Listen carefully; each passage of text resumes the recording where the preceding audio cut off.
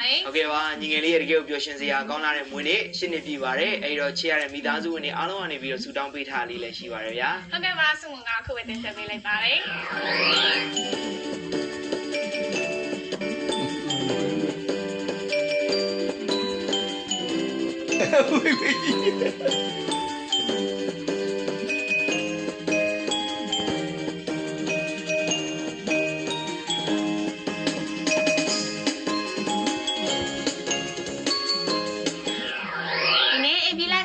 မှာထပ်မံပြီးဆုမွန်ကတောင်းပေးရမွေးနေ့ရှင်ကတော့မောင်လေးလွင်မင်းတိုက်ရဲ့ရှင်းနှစ်ပြည့်မွေးနေ့လေးပဲဖြစ်ပါတယ်။မောင်လေးရဲ့မွေးနေ့မှာစတင်ပြီးချစ်ရတဲ့မိသားစုဝင်များနဲ့အတူဘွားကိုပျော်ရွှင်စွာနဲ့ဖြတ်တန်းသွားနိုင်ပါစေ။လိုက်တော့ဟိုတိုင်းချမ်းပါစေ။မိဘကအကွာထားရတာကောင်းနိုင်လေးလည်းဖြစ်ပါစေ။တိုင်းပြည်နယ်လူမျိုးကျိုးဘာသာနာကျိုးလည်းစောစောတမန်တဲ့ဘူးထားဆနိုင်ပါစေ။စိတ်ချမ်းသာခြင်းကိုကျမ်းမာခြင်းနဲ့ပြည့်စုံနိုင်ပြီးတော့စံသားနဲ့ဘွားထက်ထက်ကြပါစေလို့ချစ်ရတဲ့ဖို့ဖို့ဦးဆန်းငွေချစ်ရတဲ့ဖို့ဖို့တော်တဲ့ဆန်းရေးချစ်ရတဲ့ဖေဖေဦးမမောင်ကျော်ချီရတဲ့မမေများနေဆွေနဲ့ချီရတဲ့တင်းငယ်စင်မဆွေတို့မှစုမကတောင်းပေးထားဖြစ်ပါတယ်။ Happy birthday ပါမောင်လေးချီရတဲ့မိသားစုဝင်များအားလုံးစုမကတောင်းပေးထားတာပြည့်စုံနိုင်ပါစေရှင်။